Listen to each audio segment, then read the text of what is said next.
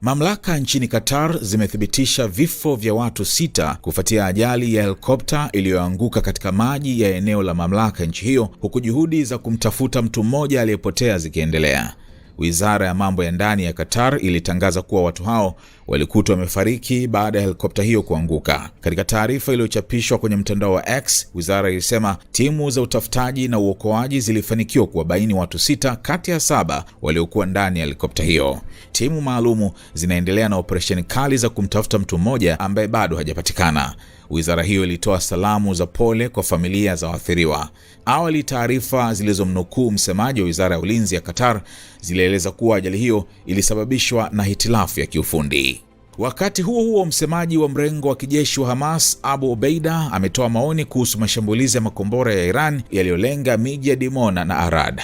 Katika taarifa yake, alisema kundi hilo linaangalia kwa fahari jinsi makombora yalivyopigwa ndani kabisa kile alichokiita taasisi ya adui mhalifu. Abu Obeida ameelezea mashambulizi hayo kuwa ni jibu la kawaida kwa kile alichokiita uchokozi wa Kizayuni na Marekani pamoja na kampeni ya kijeshi ya Israel dhidi ya Wapalestina huko Gaza. Taarifa hiyo pia ilisema Iran ni mstari wa ulinzi kwa taifa zima la Kiislamu. Hamas pia ilitoa wito kwa Waislamu duniani kote kuungana dhidi ya kile ilichokiita adui halisi na kufanya kazi kuelekea ukombozi wa Palestina.